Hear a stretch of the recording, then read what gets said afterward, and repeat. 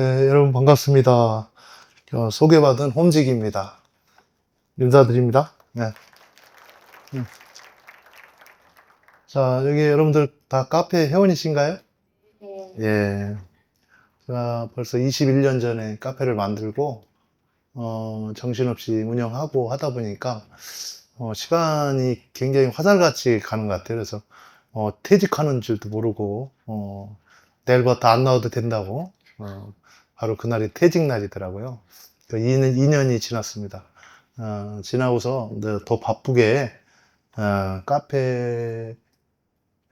카페가 지금은 저의, 사무실이 돼서 더 바쁘게, 활동하고 있습니다. 여러분, 교재는 여기 강의 교재 모음 보면 제가 20년 전부터, 제가 만든 교재가 허접하더라도 저는 이제 공유를 원칙을 하고 있어요.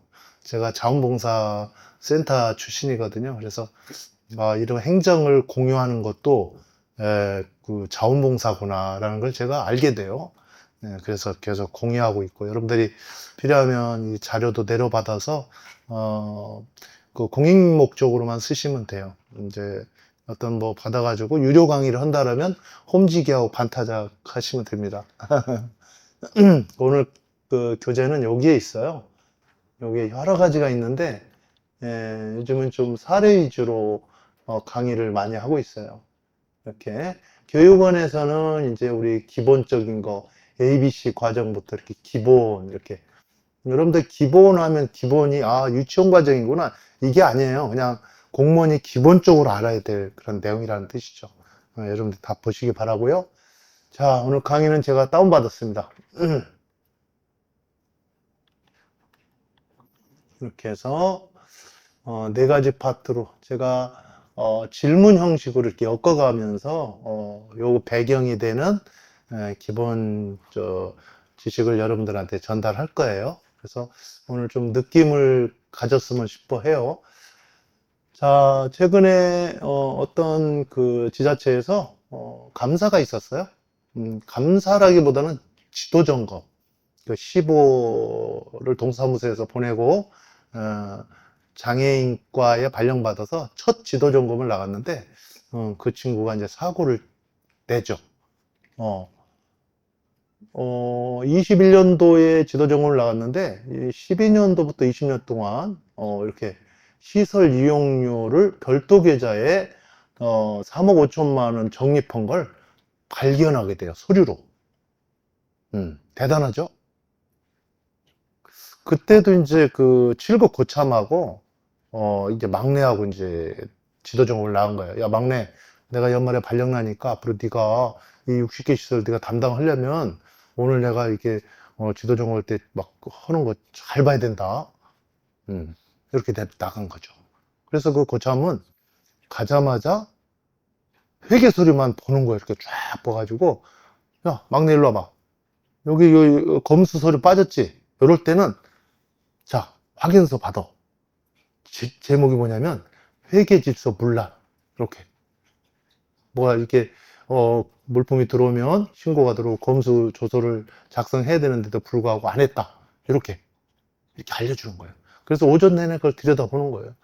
그런데 이 그 막내 15 끝난 직원이 고개를 깍둥해요. 오후 됐는데 내가 배우기는 이렇게 안 배웠는데 오전에는 이 통장을 놓고 10원 이상 들어온 세입 결의서가 있는지 10원 이상 나갔을 때 결의서가 있는지 좌측 우측 그거부터 쫙 훑으라고 그랬는데 그래서 오후에 그것을 본인이 해요. 교육받은 대로. 누구한테 교육받았을까요? 서울시 공무원이에요. 그러면 이제 홈지기한테 교육을 받았겠죠. 홈지기한테 바로 그 결과예요. 정말 이걸 보고 저는 뿌듯했어요. 그래서 왜 정립했느냐? 아주 오래전에 그 노인 요양시설이 사회복지시설이 아니었어요. 이분들을 끌어들이려고 사탕발림을 했죠. 그래서 그 시설 과목을 충당금이라는 과목을 잠깐 둔 적이 있어요. 그걸 문의해 보니까 요양시설이 아닌데 그 장애인 시설인데도 된다. 이게 잘못 답변한 거예요. 그 공문까지 가지고 있었죠. 거기서 그래서 이제 이 시설도 억울해요. 이번에 이제 징계 조치를 받았는데, 그러다가 이제 그 조문이 없어졌죠. 시설 과목이 독립하는 바람에 기존에 있던 게 없어진 거예요. 그러니까 지금은 근거가 없는 거죠. 그래서 예산 총계주의 원칙 위반했다. 수입이 발생했는데 세입 조치를 안 가는 거죠, 지금까지. 무려 7년 동안. 그래서 이제 환수 조치하고 시설 중징계 처분을 내린 거죠. 자, 요런 그 원칙을 알려면 요런 과정을 알아야 돼요. 여러분들 이런 걸 지적하고 이렇게 하려면 이런 과정을 알아야 돼요. 우리가 예산 집행할 때 최초 그 여러분들 회계 질서라는 말을 많이 쓰죠. 그 회계 질서가 뭐예요? 이게 회계 질서입니다. 회계 질서. 그 질서라는 거는 절차를 얘기하는 거예요.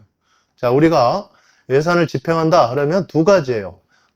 일반적인 지출이 있고, 상대방의 서비스를 받은 후에 확인하고 돈을 주는, 그런 계약 지출. 두 가지죠. 2호전은 요 절차에 의해서 설계가 됐다. 2008년도에. 그 현장에 홈지기가 있었죠. 사업예산 추진반에 홈지기가 있었죠. 그래서 저는 그때 예산을 정통으로 배워서 그 사업예산을 이 카페를 통해서 홍보하기 시작하면서 저 개인 자료실이었던 카페가 1000명, 2000명 이렇게 인원이 불어나서 지금은 이제 32만 명, 우리 지자체 공무원 총 숫자가 35만 명이죠. 내년에는 그 숫자를 넘었을 것 같아요. 그래서 일반 지출은 3단계입니다. 품위, 원인행위, 지출 3단계. 여기 4단계인데 이거는 그 절차가 아니에요.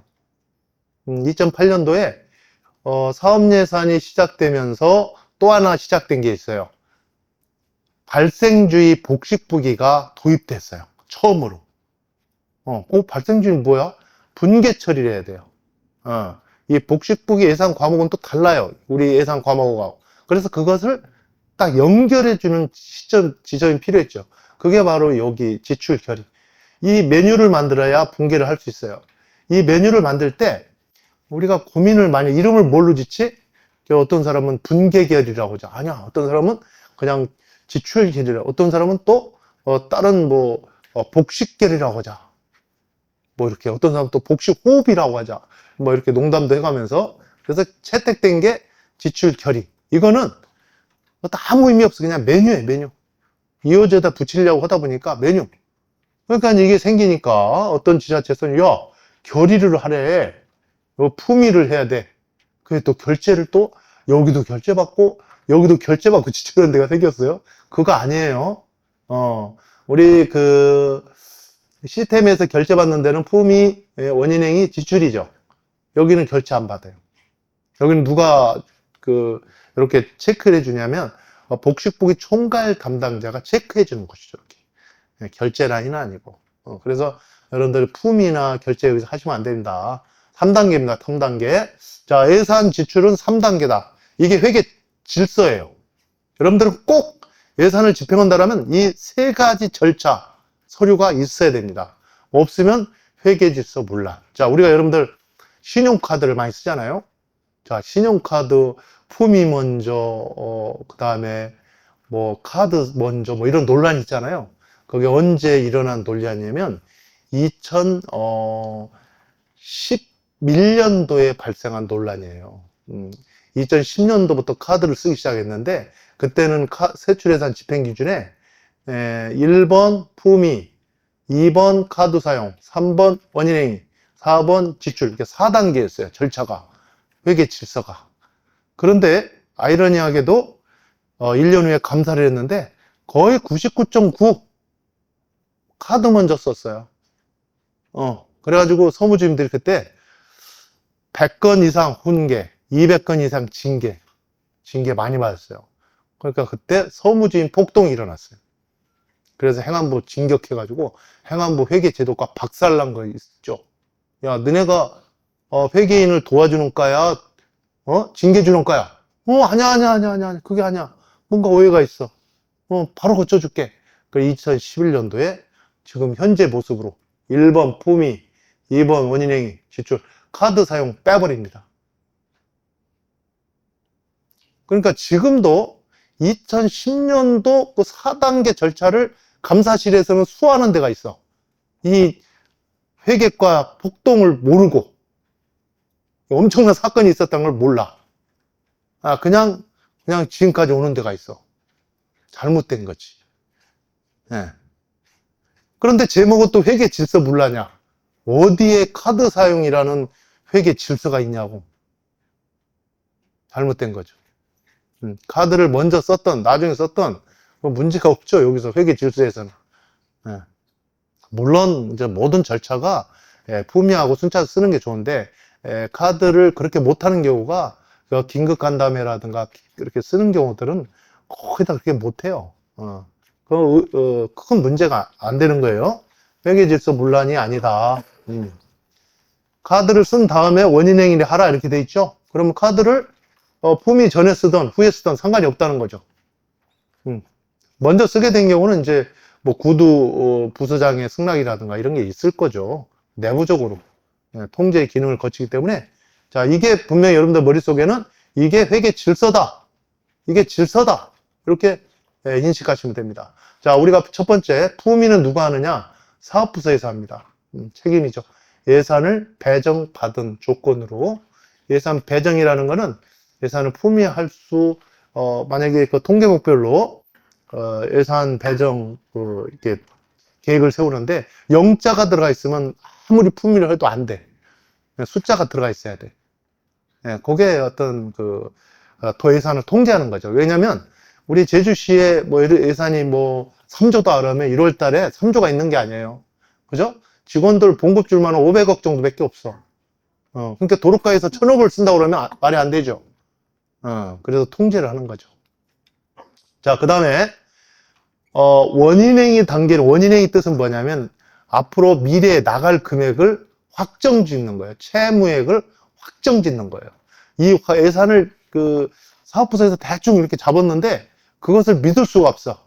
한 번 더 꼼꼼하게 근거를 갖고 확인한 다음에 확정 짓는 역할을, 그걸 누가 하느냐면 이 가장 중요한 역할을 재무관이 하는 거예요. 재무관. 회계 관직, 두 파트가 있죠. 재무관이 있고 지출 파트가 있고, 서로 견제합니다. 서로 견제. 그렇게 해서 이 행위 표시를 지출 결의서라는 곳에 합니다. 지출 결의서. 굉장히 중요한 곳이죠. 그 다음에 요게 확정이 되면 지출원한테 넘겨줘. 지출원은 요거 서류를 중요한 거 한번 체크한 다음에 정당한 체주인가 이걸 보고 이렇게 최종적으로 지급 명령을 하는 거죠. 이렇게 3단계. 이렇게. 그 다음에 요 사이에 요 원인행위 금액에 대해서 분계 처리를 해줍니다. 분계 처리는 우리 예산 회계 과목이랑 복식부의 과목이랑 랑대 부여를 한다, 이렇게 연결해 준다, 이렇게 보시면 돼요. 복식부의 과목이 좀 많아요. 많다 보니까 1대 N이 돼.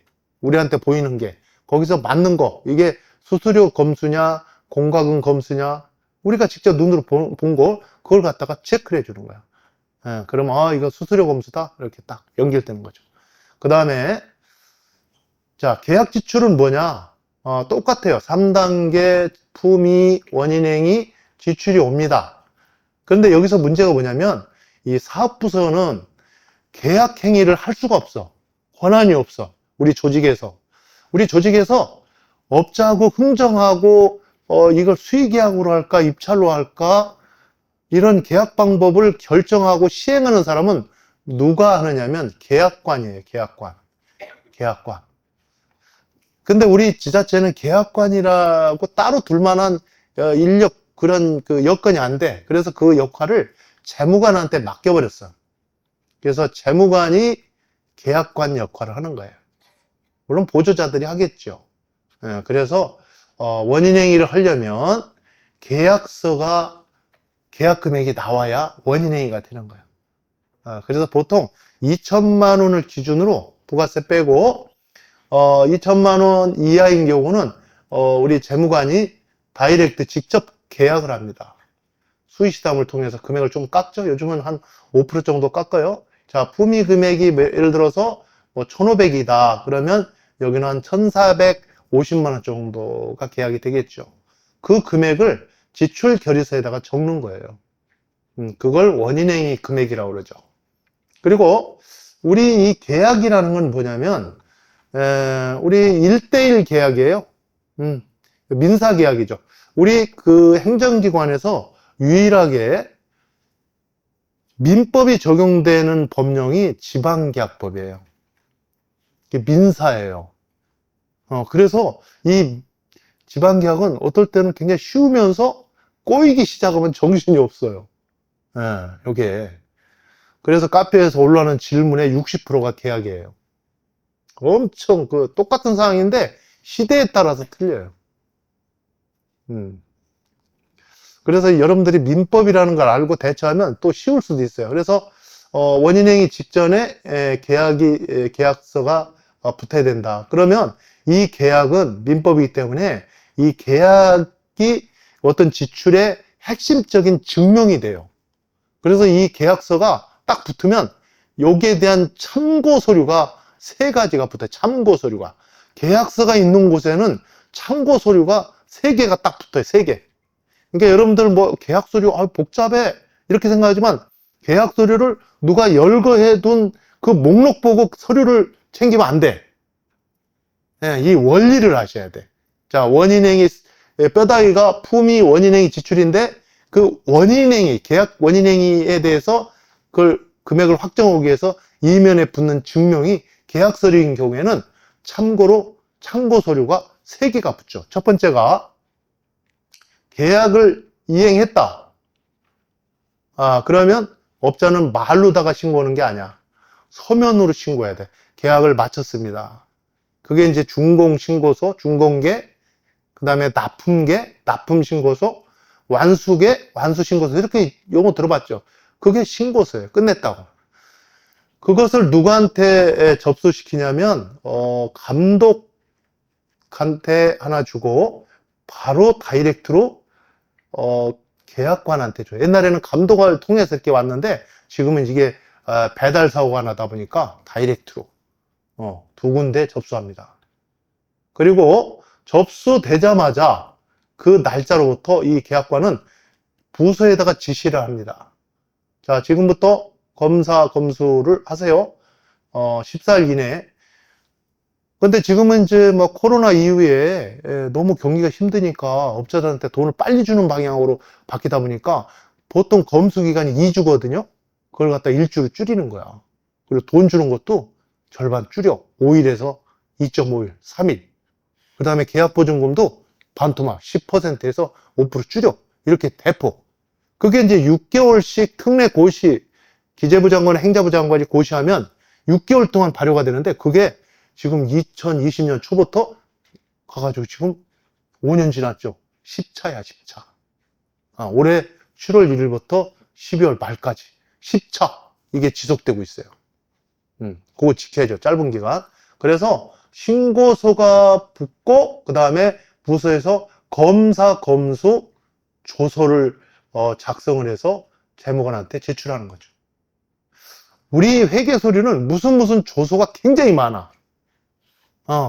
여러분들 이 조서를 하여튼 능수능란하게 잘 작성해야 돼. 우리 회계 서류는 복잡하면 안 돼. 예.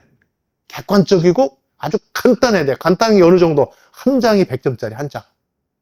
예. 자, 우리 공공근로 사업을 하다 보면 100명, 200명이 공공근로 사업 하잖아요. 그럼 그분들이 한 달 동안 이런 걸 어디다 적어? 작업 일지에다 적죠. 근무 일지. 그런 일지는 회계 서류가 아니야. 그럼 별도 보관이야. 한 달 동안 그 작성한 일지를 한 장이나 2장으로 압축 요약해야 돼. 그게 조서야. 작업 조서. 그거 어떻게 요약해? 네, 그거는 뭐 법정 서식이 아니니까 하여튼 여러분들이 이렇게 작성해서 그러면 어떤 수준으로 해야 돼? 우리 시민들이 봤을 때 이해한다. 한 달 동안 그런 일을 하셨네. 청소도 했고 뭐 행정 사무부 보조도 했고, 방문 보조도 했네요. 이게 딱 드러나면 되는 거야. 그러면 또 우리가 시장조사 많이 해, 시장조사. 뭐 견적조사 2군데, 뭐 완견적, 투견적. 완견적이니까 견적 하나만 받으면 돼. 이거 아니야. 완견적, 투견적은 의미가 틀려. 입찰서를 한 사람한테 받느냐, 두 사람 받느냐, 이거야. 그건 계약부서에서 하는 거고, 우리 사업부서는 견적조사, 시장조사야. 그 2군데 이상 해야지. 그렇게 해가지고 한 2~3군데 받아가지고, 그냥 성의 없이 품위서 뒤에다 덕지덕지 그냥 붙이면 안 되는 거지. 그것도 보고서를 만들어야 돼. 보고서 제목은 여지없지, 조서, 조사서. 그래서 산출기초, 조사서, 산출기초, 조서 해가지고 이렇게 비교한 거 표 만들고 이렇게 밑에 조사자 홍길동, 확인자 부서장 누구, 이런 서식 보셨죠? 산출기초, 조서서 보셨나요? 안 보셨나요? 이게 무려 70년 전에 어떤 공무원 선배가 그렇게 만드는 거야. 아, 이렇게 만들면 우리 시민들이 이해하기 좋겠다. 그걸 지금 70년이 지난 지금도 토시 하나 한 거 치고 그렇게 만들고 있잖아. 꼭 그렇게 안 만들어도 돼. 뭐 2개 조사했으면 큰 토끼 하나 그리고 작은 토끼, 큰 금액 적고 작은 금액 이렇게 적고 시민들이 이해만 하면 되는 거야. 아, 그게 회계설이지. 회계설이는 정답이 없어요. 예, 조서로 얘기를 한다. 가급적 긴 것들은 압축.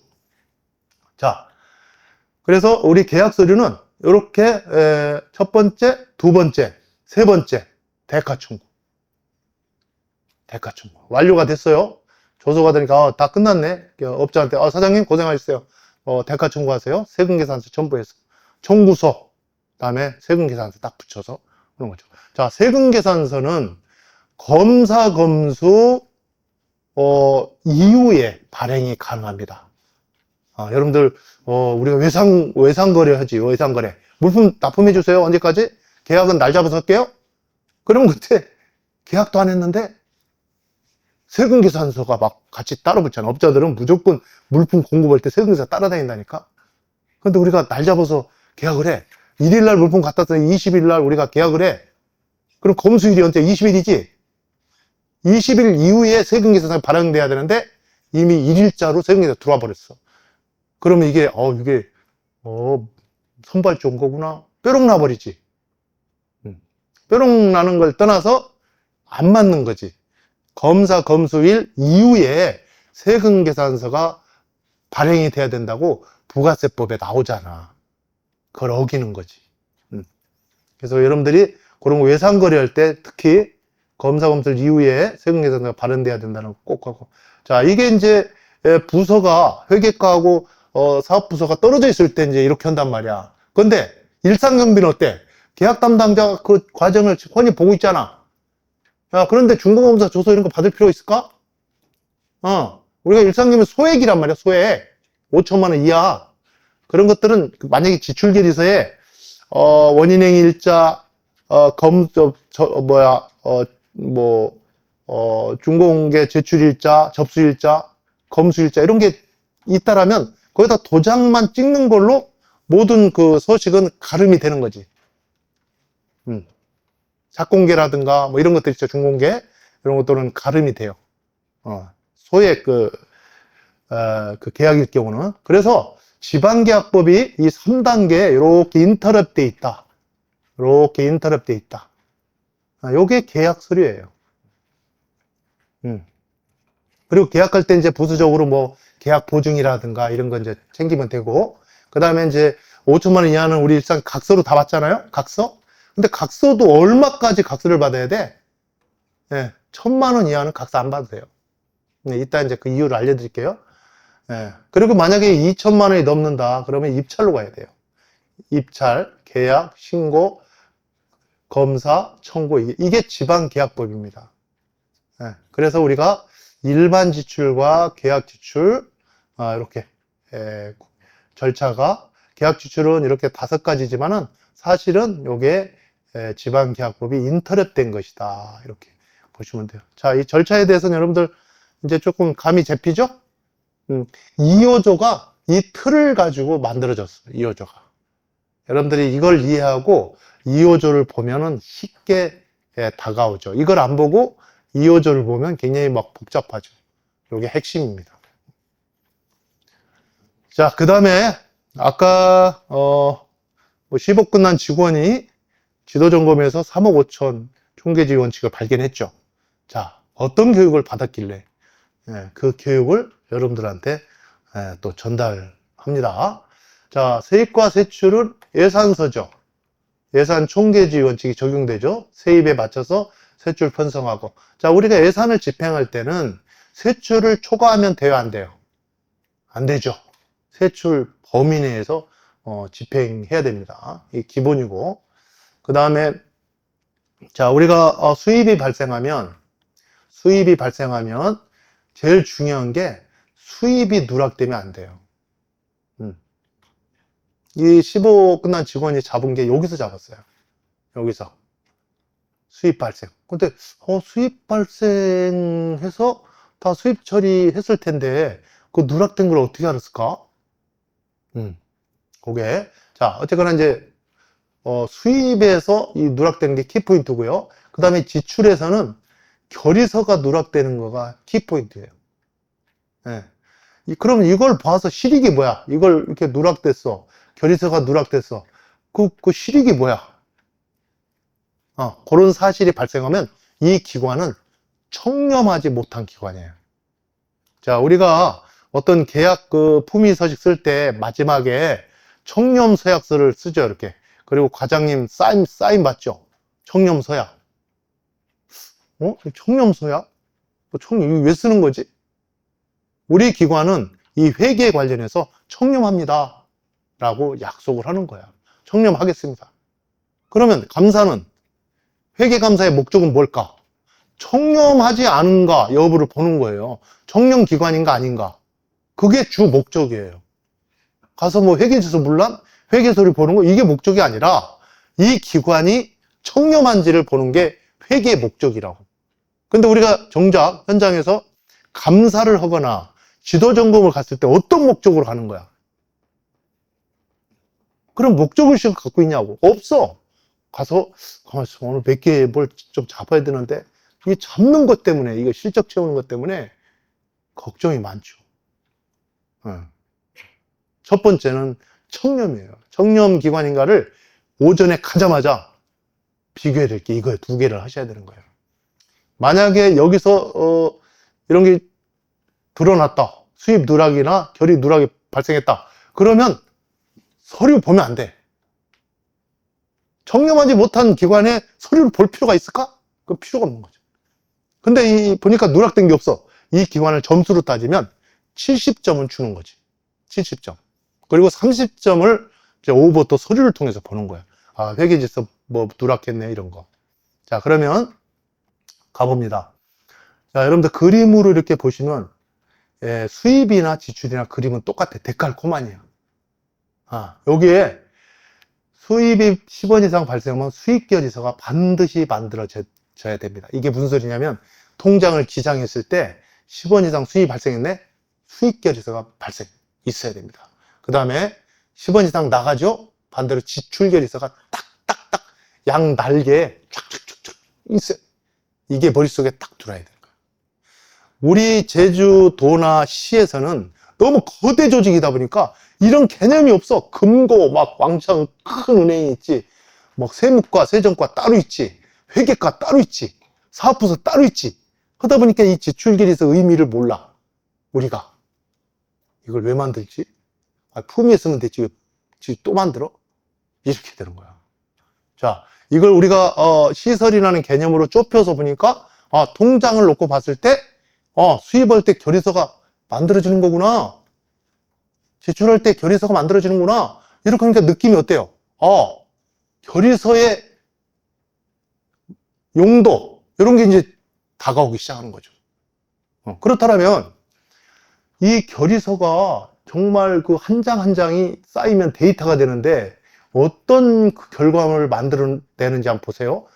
이 데이터가 모여서 현금 출납부가 만들어지고 총계정 원장이 만들어지고 그 다음에 마지막으로 금고에 돈이 똑 떨어지는 거예요. 이게 저수지가 되는 거죠. 그러면 결의서에는 어떤 내용이 들어가야 될까? 중요한 거 세 가지가 있죠. 수입, 지출, 금액, 예산, 비모, 일자. 이 세 개가 모여서 출납부가 만들어지고 총계정 원장이 만들어져서 또 총계정 원장은 보조, 목별 보조 원장이 만들어져서 뭐 인건비, 물건비, 이전비 이렇게 나눠져서 결산하는데 도움을 주는 거죠. 이게 회계 서류예요. 결의, 출납, 총계정 원장, 보조 원장 이게 회계 서류예요.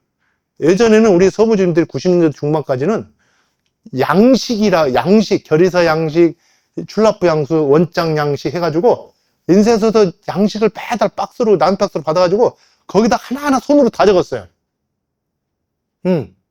그러니까 옛날 서부주민들은 회계라 하면은 그냥 비석에다가 막 돌비석에다 글씨 파는 느낌으로 일을 했어요. 그래서 회계 대장이 막 머릿속에 싹 살아있어. 근데 지금은 2호조 들어가서 사업 불러와, 통계목 201501 찍어, 금액 적어, 그래 저장. 그럼 그 다음에 뭐가 만들어지는지 몰라. 2호조 속에서 다 일하니까. 이게 문제란 얘기야. 예. 지금 2호조 속에는 이런 뼈다귀가 이렇게 들어가 있어요. 이렇게. 우리 회계과 수입 프로그램 이렇게 뼈다귀가 들어가 있다. 이게 원시, 설계도예요. 설계도. 자, 그 다음에 지출로 갑니다. 지출은 금고에서 10원 이상 빠져나갈 때마다 결의서가 만들어져야 되는데, 자, 어떤 기관에 갔더니 1월 달에 200만 원이 나갔는데, 결의서가 없이 나갔어? 10월 달에 200만 원이 쏙 들어왔네? 이 현상을 우리 전문용어로 뭐라고 그래? 아시는 분? 그 다음에 1월 달에 나갔던 200이 12월까지도 안 들어왔어. 12월 말까지도. 이 현상을 뭐라고 그래? 그렇죠. 네.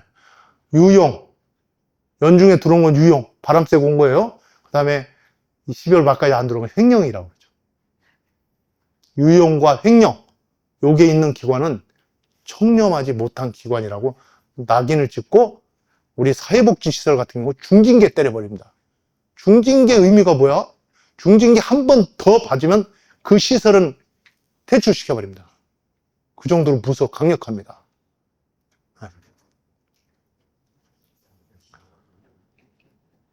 자, 수입의 누락. 이게 좀 궁금하죠. 어떻게 해야 돼, 수입? 자, 감사원 같은 데는 제보가 많이 들어와요.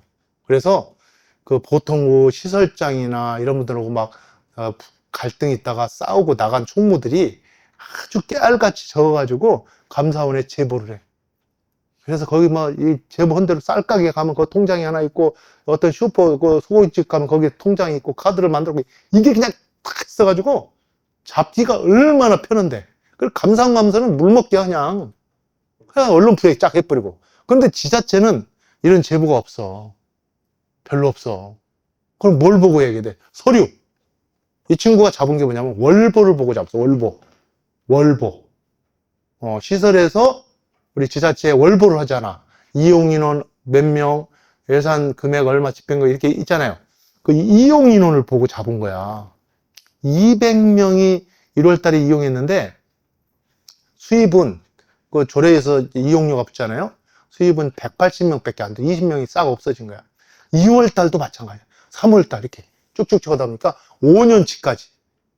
그래도 5년치, 이거 뭐예요? 했더니 이제 자치재정위원회에서 7년 전부터 그 일을 해왔던 거지. 예. 그래서 이제 3억 5천이 별도 통장으로 보관되고 있는 걸 보고 이렇게 처리한 거예요. 월보, 여러분들 월보를 그런 것도 관심 있어야 됩니다. 자, 이렇게 해서, 이 그림 참 이해하기 좋죠, 여러분들. 이 그림 처음 보시는 거죠? 없어요. 교재 없어요. 홈지가 수입의 직접사용 금지 원칙을 어떻게 이걸 이해를 시킬까? 저도 이제 이걸 수입의 직접사용 금지를 단순하게 생각했다가 이걸 이렇게 이거구나 라는 걸 느낀 게 얼마 안 돼요. 사실은 저도. 그래서 그림으로 한 6개월 정도 걸렸습니다. 홈지기의 작품이죠. 아까 그림도 마찬가지고. 그래서 저는 이 그림을 완성하고 나서 카페에다 올리고 출근할 때마다 보고 퇴근할 때 한번 보고 마음속으로 그냥 감동. 역시 홈지기야. 근데 알아주는 사람이 없어, 이걸. 이게 설명 들으니까 여러분들 예, 마음에 와 닿죠? 자, 그 다음에 지출결의서에 대한 얘기를 좀 해볼게요. 지금 좀 아쉬운 게 전자화 되면서 20년 5월 27일부로 우리가 문서 전자화가 됐잖아요. 이제 우리 국가하고 그 지방 공무원들은 이제 문서 출력을 안 해요, 원래. 예, 전자화 됐기 때문에. 그런데 이제 다른 그 민간 영역들은 전부 다 지금도 수기로 다 출력하고 있어요. 근데 이제 문제는 뭐냐면 우리 지금 공무원들이 전자화 익숙하다 보니까 옛날에는 손으로 다 만져봤단 말이에요, 서류를. 근데 지금 저 지도 점검 나가면 갑자기 내 눈앞에 서류가 딱 펼쳐져 있어, 이렇게. 5억짜리 공사 서류가 요 정도 돼요. 한 40cm 돼요. 그럼 여러분들한테 주어주면 그걸 어떻게 보겠어요, 그거를? 옛날에 선배들은 맨날 만지작했으니까 보고 좀 이렇게 친숙감이 있는데 지금 그게 문제란 말이에요. 그러니까 이 결의서도 말이죠. 원래 이게 표준 결의서예요. 정말 잘 만들어진 70년 전부터 사용한 결의서, 표준 결의서예요. 이 결의서 의미는 두 가지를 담고 있어요. 자, 왼쪽에 이렇게 재무관 파트. 재무관이 뭔지 알죠? 채무를 확정하는 파트. 오른쪽에 지출원 파트. 서로 견제하는 느낌이 있죠? 법원과 뭐 검찰청 이런 식으로. 예. 그 다음에 여기 최종 결제자는 겸직이 안 된다는 거. 그죠? 만약에 여러분들 일상경비 같은 경우 어때요? 과장님, 그 다음에 주무팀장님이죠? 근데 여기 보조자는 누구예요? 일상경비 주무팀장님이에요, 이렇게. 보조자는 겸직이 되네? 예, 가능합니다. 보조자는. 예, 가능해요. 그렇게 서로 견제한다는, 그러니까 이제 휴가를 가면, 누가 이 자리를 채워야 돼? 대직자가 누구야, 대직자? 대직자가 주무팀장님이 되겠지. 그러면 내가 이 지출원인데 이걸 이 자리를 버리고 내가 고참이니까 이리로 가야 된다. 이렇게 하면 안 된다는 거야. 회계관직에서는 자기 자리가 1순위야, 먼저. 그 계급하고 관계없는 거야, 이 결의서는. 왜냐면 위임 책임이야. 책임은 도장 찍은 사람을 책임지는 거야. 이 계급별로 책임지는 거 없어. 그러니까 이 자리는 본방 사수하시고, 여기는 요거 대직자의 대직자가 누구야? 소무주임이지. 소무주임 찍어도 된다는 거지. 꼭 무슨 뭐 차차 팀장 이거 아니야. 그거 가리는 거는 품위할 때는 그거 지켜야 돼. 품위는 직위에 의한 그 결제거든. 정결 규정 품위. 품위는 우리 주무팀장님이 결제를 해야 됩니다. 과장님 자리에. 예, 그렇게 되는 거죠. 그래서 이 자리에 또 지출원이 휴가 갔을 때는 이 도장이 인감이에요. 인감. 그러니까 대직자는 소무주임이 되겠죠. 소무주임이 같은 도장 찍는 거죠. 그래서 휴가 기간 동안에 이 도장으로 쓰겠다 이렇게 신고하는 거예요. 휴가 갔다 오면 자동 소멸되는 거고, 원대복귀 되는 거고. 그래서 그런 어떤 결제의 의미가 있고요. 그 다음에 여러분들 그 출자 출연기관 지도점검 나가서 꼭 살펴볼 게 특히 도전 쓰는 데가 있어요. 그러니까 꼭 일상경비처럼 회계팀이 사람이 없다 보니까 이렇게 세 사람이 일을 해요. 이게 일반 지출인 경우에.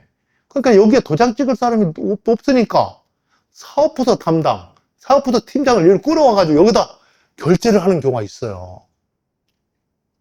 그거 바로 잡아주셔야 돼. 이거 회계 완전히 엉망이죠. 사업부서는 품위로 끝내야 돼. 품위로. 여기 지출결의서에 넘어오면 안 되는 겁니다. 그거 봐주시고요. 그 다음에 이제 이런데 발의 이런 거 다 담당이잖아요. 담당.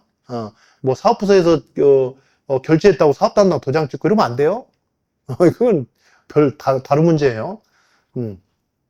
그리고 이제 우리 그 일상경비로 뭐 계약 같은 거 했다 그러면 여기다 도장 찍으면 여기 검사 그 서류가 별도로 안 만들어도 상관없어요. 요 도장 찍은 사람 책임지면 되니까. 자, 그리고 이제 세 가지. 이 금액 잘 적으셔야 되고, 그 다음에 통계목 명확해야 되고, 그 다음에 통장에서 빠져나간 날짜 있죠. 이걸 일치해야 됩니다. 이게 회계예요, 회계. 자, 잠깐 이 회계를 보태미로 가져갑니다. 보조금. 보탬이 정말 문제가 많습니다. 행안부에서 행정직들이 좀 관여를 해야 되는데 모든 것을 엔지니어들한테 맡기다 보니까 어떤 현상이 벌어지느냐. 우리 보탬이는 이제 사전 증빙 원칙으로 바뀌었어요. 돈을 미리 줘버리니까 막 이걸 막 유용을 많이 하는 거야. 그래서 카드 먼저 써. 그리고 증빙 보여줘. 이렇게. 그렇게 하려면 기존의 현금 카드에서 신용카드로 바꿔야 되겠죠. 그죠? 현금 카드는 뭐야? 바로 빠져나가는 거잖아요. 그러니까 지출 일자에 문제가 전혀 없어요. 근데 신용카드는 돈이 언제 빠져나가요, 여러분들? 오늘이 만약에 18일이에요. 그럼 오늘 카드 긁었어요. 그럼 돈이 언제 빠져나가요? 실제로 돈 나가는 때가. 카드 결제 일자가 이런 27일이다. 그러면 열흘 후에 나가는 거예요. 내일 긁어도 열흘 후, 27일 날. 그러니까, 한 10장을 긁었는데 집행 목적이 다 틀리겠죠. 그런데 지출결에서는 전부 다 27일이 돼버리는 거야. 이게 회계예요? 지금 보태미가 그래요. 이게 문제를 제기하는 사람 하나도 없어. 왜 그럴까요? 이 문제가. 이 문제를 보조사업자들한테 얘기하면 뭔 얘기인지 이해를 못해. 왜? 자기들은 보조사업 통장에다가 체크카드 결제계좌를 거기다 연결했거든. 근데 신용카드로 바꾸라니까 그대로 자부담에다가 신용카드 결제계좌를 연결해 버리는 거야. 이 얘기는 무슨 소리냐? 우리 공무원들한테 얘기하면 쉽게 이해해요. 여러분들 일상경비가 있죠? 일상경비에서 카드를 썼어요. 그러면 지출하면 카드 결제계좌가 일상경비예요? 별도 계좌예요? 예? 별도 계좌잖아요. 그죠? 카드 결제 계좌 따로 있잖아요. 일상경비 자체가 결제 계좌가 아니잖아요. 이 자체로 해버리면 문제가 심각해지죠. 그게 지금 보탬이라는 얘기야. 그래서 제가 3년 전에 그걸 알고 깜짝 놀래가지고, 그때 제가 퇴직, 공로연수 중이죠. 전화를 받아야만 하지, 이게. 전화를 안 받는 거야, 그냥. 어렵게 이렇게 해가지고, 총괄 본부장, 통화를 했어요. 하필이면 호조 담당했을 때 대리했던 여직원이더라고. 20년이 흐르니까, 얘, 나이가 보니까 본부장이 돼 있어. 반갑다고 하고. 지금 문제가 심각하다. 근데 그 친구는 조금 알아요, 이런 절차를. 지금, 벼락치기로 보탬이에서, 이 나라 도움을 보탬이로 복사하다 보니까, 이게 신용카드로 전환하면서, 이 카드 결제계좌 이게 정리가 안 된 것 같다. 지금 카드 결제계좌가 운영가이 돼 보니까, 자부담으로 돼 있다. 이거 잘못된 거다. 이 회계 문란이다, 이거. 타계좌로 빨리 바꿔라. 그랬더니 내부 어떻게 심사를 했는데 엔지니어들이 아니 지금 전국에 쓰고 있는데 이거 어떻게 하냐. 그래가지고 어떻게 했냐. 자부담 계좌 또는 타계좌 이렇게 고쳤어. 타계좌가 홈재기 때문에 고친 거야. 그나마 업체 추정이에요. 근데 보조사업자들이 그걸 몰라, 그거를. 그런 문제의식을 우리 공무원들이 알고 바로 잡으죠. 바로 잡으면 바로 오늘 가가지고 야 떼버려. 야 카드사에서 결제계좌 사무실 쓰는 아무 계좌는 해도 돼요. 하고 이호조에다 빨리 등록 해가지고 조회 검증 해가지고 오늘부터 고쳐지는 거야. 그렇게 해야 12월 말까지 카드를 만들어 쓰는 거지. 만약에 그렇게 해놓고 12월 말에 카드 써봐요. 100만 원 썼어. 그럼 12월 말 기준 정산이잖아. 그럼 100만 원이 지금 있는 거야.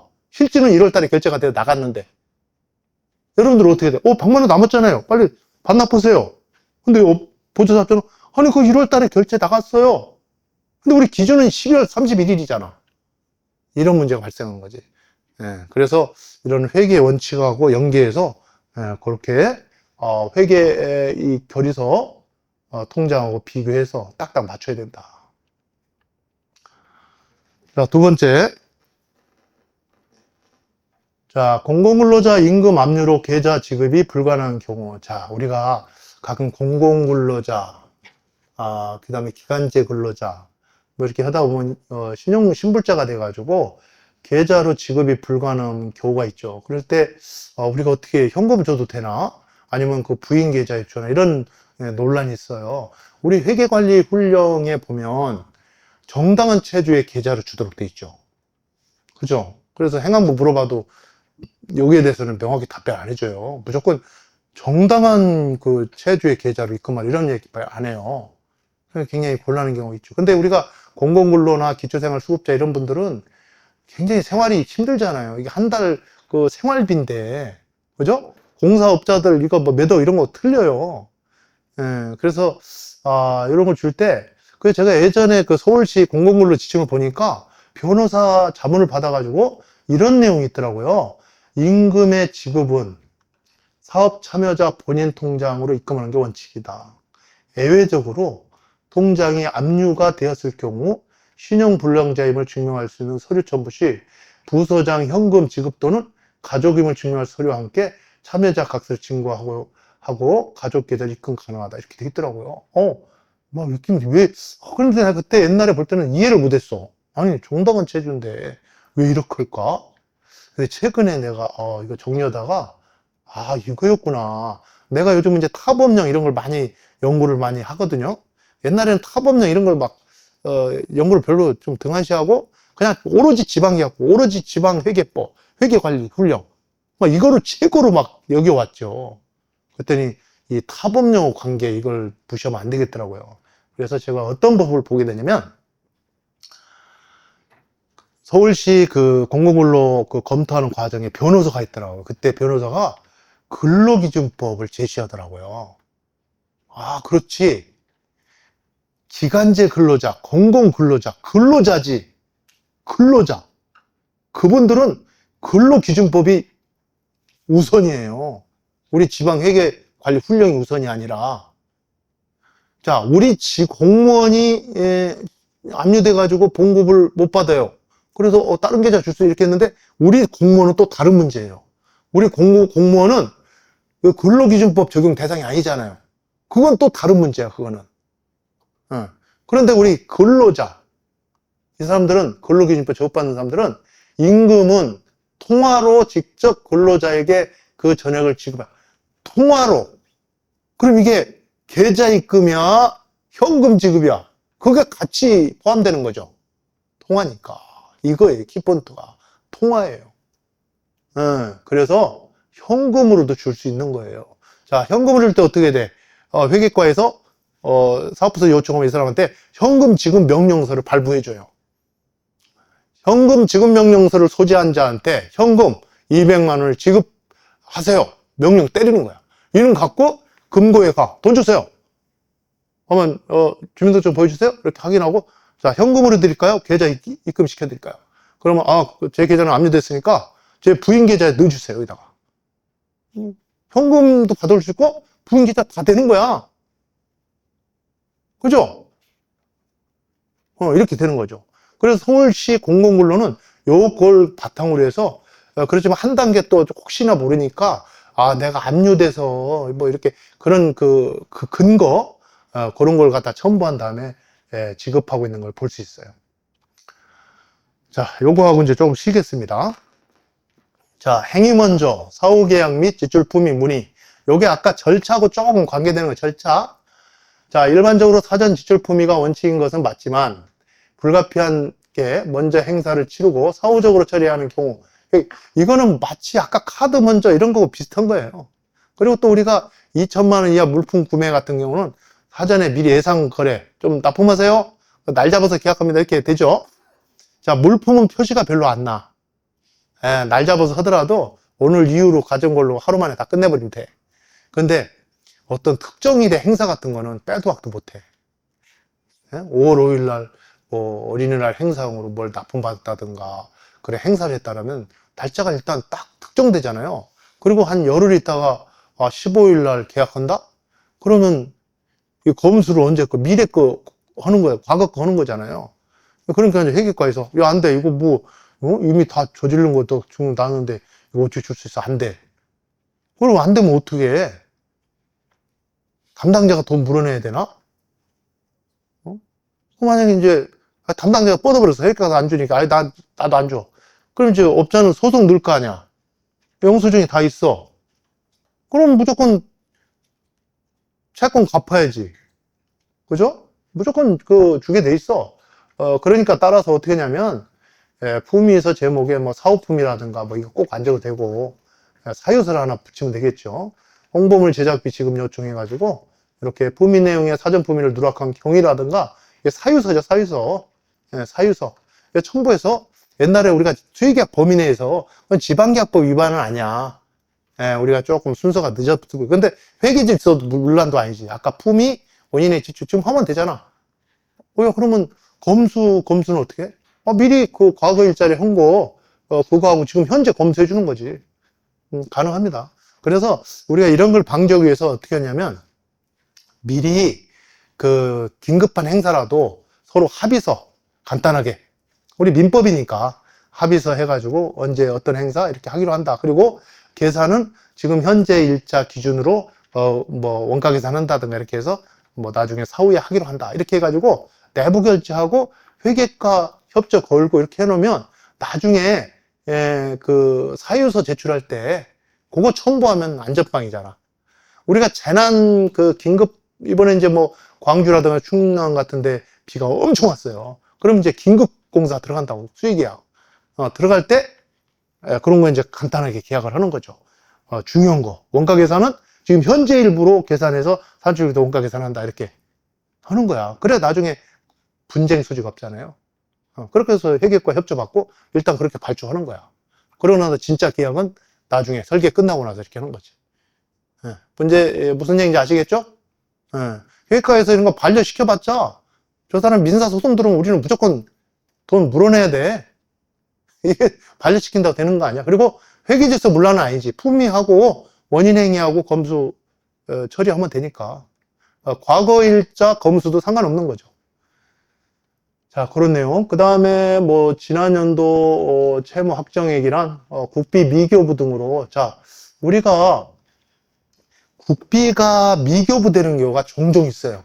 그래서 우리가 이제 뭐 법정 보조금 같은 경우는 우리가 미리 주잖아. 뭐 장애인 수당 같은 거 안 주면 뭐 나중에 민원도 우리가 감당 못 하잖아. 근데 이제 국가에다 나중에 기재부에다 돈 주세요 이렇게 하면 안 줘, 애들이. 왜냐면 뭐 회계연도 독립원칙 뭐 해가지고 기간이 지났다 엉뚱한 소리만 해. 안 주려고. 근데 그건 소송으로 가야 됩니다. 국가 대 국가 소송으로 가야 돼. 그 변제해줘라. 우리가 먼저 법에 의해서 주도록 돼 있는 거고, 회계연도 독립은 우리 예산서에 있는 거 그 쓰는 거 그런 문제지. 지금 이거는 그런 차원이 아니지 않느냐. 너네 돈을 우리가 미리 준 거 대위 변제한 거기 때문에 너네 국가는 우리한테 그걸 충당을 해줘야 된다. 이런 식으로 그런 소송권이 많이 있습니다. 제가 소장에 대한 답변서도 제가 작성도 해주고 막 그래요. 걔들 이제 주장하는 논리 뻔히 알죠. 그냥 생떼 쓰는 거야. 그냥 갈 때까지 하는 거지. 소송 무조건 넣어야 됩니다. 자, 이번에는 이제 계약 파트로 넘어왔어요. 계약 파트로. 자, 여러분들이 이제 가끔 또 질문, 카페에 이제 질문 많이 올라오는 게, 홈지기님, 이건, 계약으로 해야 돼요? 비계약으로 해야 돼요? 뭐 이렇게, 의견이 분분하다는 거죠. 어떤 경우냐면, 요즘에 이제 그 클라우딩이라든가 이런 게 전산, 그 인터넷 시스템에서 뭐 구매하고 하는 것들이 많아요. 그래서, 어떤 건 계약해야 되는 클라우딩 시스템? 이거 계약해야 돼요? 뭐 이런 것들이에요. 자, 그러면 우리가, 정의를 살펴볼게요. 계약은 상대방으로부터 재화나 용역, 서비스를 받기 위해 정식 계약서 또는 합의서를 통해서 협의된 경우 계약이죠. 그 다음에 비계약은 계약서 없이 명백한 증명자를 기반으로 즉시 서비스나 재화를 제공받는. 우리는 그 카드 사용도 이제 행안부에서 일종의 계약이다 이렇게 인정을 하고 있잖아요. 근데 그 신용카드를 현장에서 긁을 때는 계약 행위인데 실제로 우리 지방계약 그런 것처럼 절차, 서식을 작성 이런 거는 생략되는 계약이다 이렇게 보고 있는 거예요. 그렇듯이 이렇게 생략돼도 되게 되는 것들, 자, 계약의 특징 명시된 계약 조건, 대금, 기간, 제공 서비스 등에 따라 이행이 이루어진다. 그 다음 비계약은 정기적인 제세 공과금과 일회성 단기적인 소액의 구매 서비스. 자, 우리 뭐 전기요금이라든가 뭐 통신요금 같은 거 이렇게 나오면 뭐 당연히 그 내용, 그 고지서를 보고 믿고 신뢰하고 돈을 주죠. 뭐 따로 계약하고 막 그런 거 없잖아.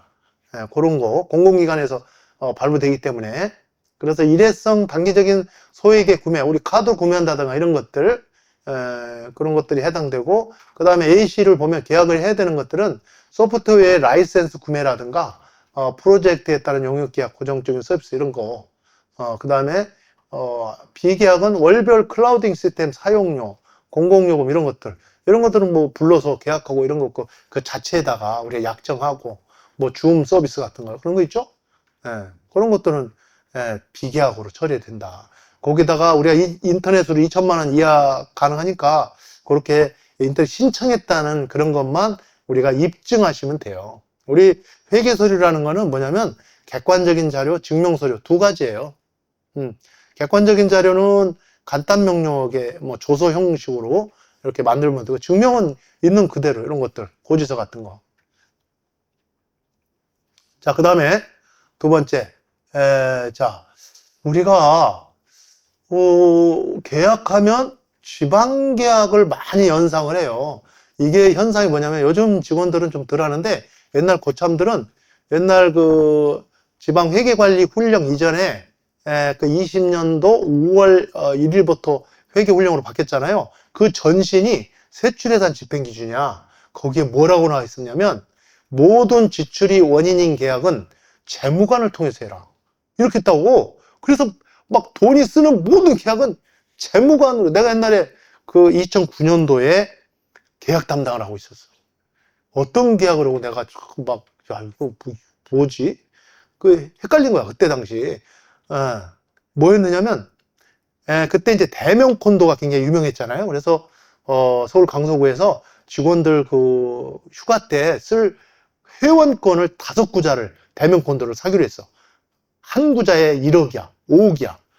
그래가지고 이제 그때 이제 행정과에서 전화가 생명지원과에서 예전에는 우리가 이거 직접 했는데 요즘은 보니까 뭐 세출예산 집행기준이 바뀌어가지고 뭐 이렇게 그래 내가 가짜없이 그거 우리 회계과로 넘겨야 된다고 재무관 계약이라고 그 지출이 지금 5억 1월 지는 거 아니냐고 그렇죠. 그래 옛날에는 이렇게 해서 뭐 얘기가 있어가지고 이게 이제 뭐 매년 구매하는 게 아니잖아요. 예. 그래서 이제 우리 과로 내가 불렀어. 그러니까 업자가 왔어. 자, 내가 이제 영역으로 할까 물품으로 할까 하다가 그냥 그 물품으로 이제 재산이니까 물품으로 해버렸어. 물품으로 이렇게 해가지고 자 계약서 서명하세요 했더니 그 영업이사야. 아니 또 우리 이런 서식은 안 되는데요. 어떤 걸로요? 제가 가져왔어요.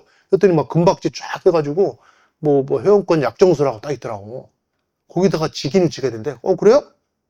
그런가 보다 하고 이제 그 재무관 서울 강서구 재무관인 해가지고 그 찍으려니까 잠깐만요. 이거 저기 그 단체장 명의로 된 아니야 우리 재무관이라. 아니 이거 안 돼요. 우리 지방계약은 재무관이거든. 그래서 그 단체장 명의로 해야 된다는 거야. 그래? 그래서 이제 이거 이상하네.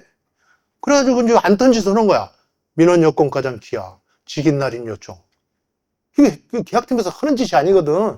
그래가지고 그건 갖고 가서 또 직인 찍어다 주고 그래서 이제 이상하네. 이제 주는데 이제 다 끝났어요. 이제 가세요. 그랬더니 돈 주셔야 되는데요. 아니 지금 계약했는데 무슨 돈 주냐고. 우리 지방계약 후불제라고. 검수 끝나고 후불제다. 저희는 그렇게 안 해요. 먼저 선부를 받아야 됩니다. 성금 받아가려면 보증서 내야 되는데 안 돼요. 우리 보증서 성금 없어요. 그냥 전액을 주죠. 아니 보증금은 우리 70%만 주도록 돼 있어. 안 됩니다. 우리 전액 안 맞는 거야. 우리가 싫으면 그냥 방 빼겠다는 자세야. 그래서 뭐 이러지도 못하고 그냥 거기다 그래서 행정직과에 전화가 야 어떻게 옛날에도 그랬냐? 옛날 그랬다는 거야. 돈을 쏴줘 그러면 쏴줘. 그랬더니 이제 5일 있다가 그 회원권을 가져왔더라고. 그래서 이상하다. 이건 지방계약하고 안 맞는데. 이제 그때는 이제 뭐 우리가 뭐 앉자마자 이럴 때니까 초출이니까 뭐 이런 타법령 이런 걸 생각을 못했단 말이야. 그리고 또 뭐 개인과의 계약. 우리 지방계약은 업자고만 하는데 개인하고 문화체육관에서 무슨 허준 박물관에 비친 허준 그 무슨 그림 있다는 거야. 그게 막 몇 억이 가는 건데 그걸 구매한다는 거야. 개인 소장이래. 야 우리 개인하고는 안 되는데. 아니 모든 지출이 원인인 계약은 거기라며요. 아니 그렇긴 하는데 우리가 개인하고는 안 돼. 이런 문제가 왔다는 거야 이게. 그래서 이제 나중에 정리가 돼서 보니까 이런 게 있더라고. 모든 게 지방계약으로 하는 게 아니라 지방계약법 4조에 보면 타법령에 의한 건 타법령 우선이에요. 타법령에 어떤 계약서라든가 절차라든가 있어 그 법을 먼저 따르라는 거야. 그래서 그런 절차가 없으면 지방계약을 따르는 거죠. 기본법이에요. 그래서 기타 계약으로 하는 거지. 근데 이 기타 계약을 할 때 또 이 기타 계약의 문제가 뭐냐면 이 경쟁이 가능한데 그러면 우리 경쟁이 가능하면 여기 경쟁 절차가 있나? 없네. 그 범위는 없으면 지방계약으로 오는 거야. 그 부분은 대표적인 게 자동차 사업법이야. 자, 우리가 자동차는 타법령이야. 어떻게 신청하고 이렇게 하는 게 있어. 돈을 어떻게 내고. 근데 내가 승합차를 살라는데, 현대도 있고, 기아도 있고, 뭐 다른 차종도 있잖아. 경쟁이 가능하잖아. 그건 경쟁에 붙이는 거야. 그리고 계약은 자동차 사법의 약정서에 의해하는 거야. 우리 지방계약하고 틀려. 아까 그 채권 계약하고 똑같대. 회원권 구매하고. 그래서 자동차는 계약하자마자 아까 그 콘도 그 회원권 구매처럼 선돈을 줘야 돼. 성금이 아니야. 자동차 내가 승합차 3천이다. 3천 다 줘야 돼. 그리고 우리는 검수 끝나고 5일 이내에 돈 주는 거잖아요. 근데 이 새끼들은 돈을 가져가고 지 멋대로야. 운 좋으면 1년 후에 나와. 운 나쁘면 2년 후에 나온다니까? 걔네들 법이야. 그게 기타법이야, 기타. 요거를 아셔야 돼.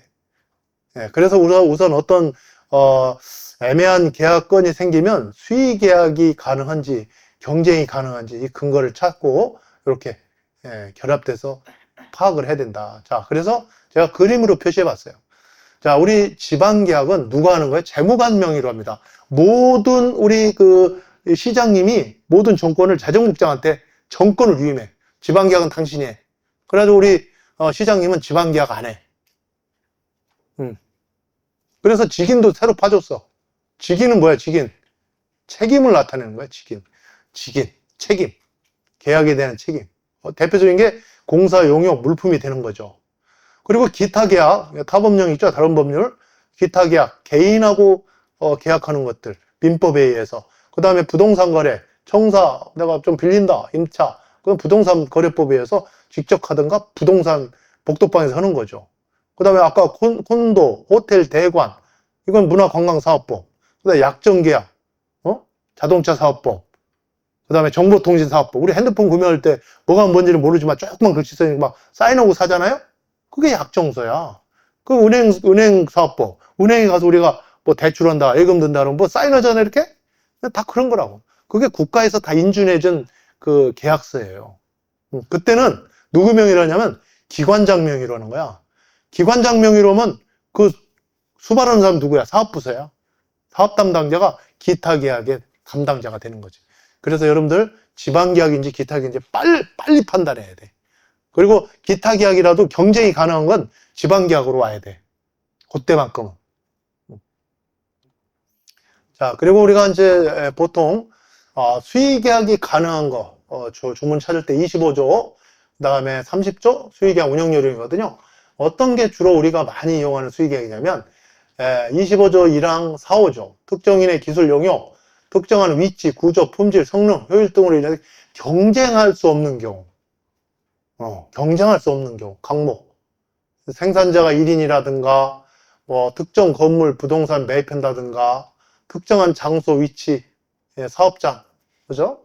그 밖에 계약 목적, 이런 것들, 찾으셔야 되고요. 그래서 우리가 예를 들어서 호텔 대관 계약을 한다. 근데 우리 위원회에서 어디 이제 워크숍을 가는데, 저기 속초에 있는 호텔을 잡았어. 속초에 있는 호텔. 근데 이제 5천만 원이 넘으니까 입찰 형식으로 또 경쟁 붙인다 그러면 또 다른 데로 서울로 떨어질 수도 있고 저기 포항으로 떨어질 수 이게 그잖아. 계약 목적 달성이 어렵죠. 그래서 아까 입찰이냐 수의계약이냐 그 근거를 찾으셔야 되고 그 다음에 수의계약인 경우는 타법령 그 근거를 찾으셔야 되겠죠. 그러니까 지방계약이냐 타법령에 의한 계약이죠. 이 타법령 계약은 단체장 명의로 해야 되죠.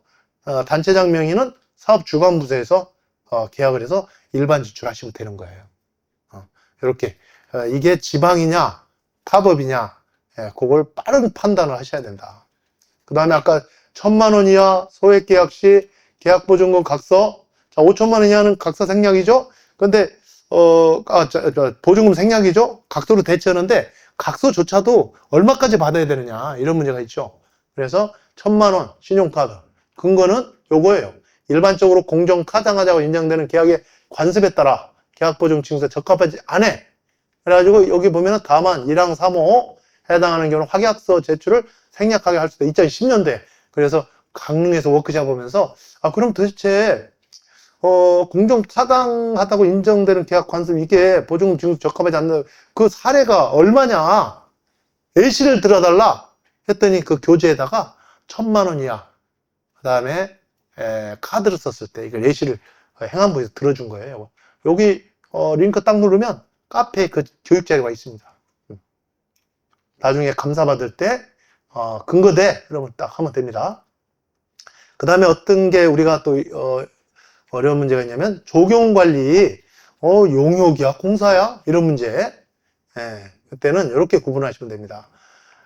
조경관리는 시설의 유지관리, 운영 요거고요. 공사는 시설물의 설치 계량이에요. 이렇게 그 식재까지 합쳐서. 그 다음에 보무는 제조, 예초, 잔디깎기, 전정, 단순 노무죠. 그 다음에 식재, 설치, 포장, 용역으로 분류하시고 여기는 공사 이렇게 처리하시면 된다. 그 다음에 우리 계약을 하는데 하한 금액은 얼마인가? 보통 우리가 회계관리 규칙에다가 얼마까지는 일반 지출해도 된다. 그 다음에 또 한 단계 더 친절한 지자체는 얼마까지는 견적조사 하지 마, 산출규칙 하지 마, 뭐 이런 거 있잖아요. 그게 회계관리 규칙에 둬야 되는데 만약에 그런 걸 안 뒀다라면 우리 요거 견적서 생략 대상.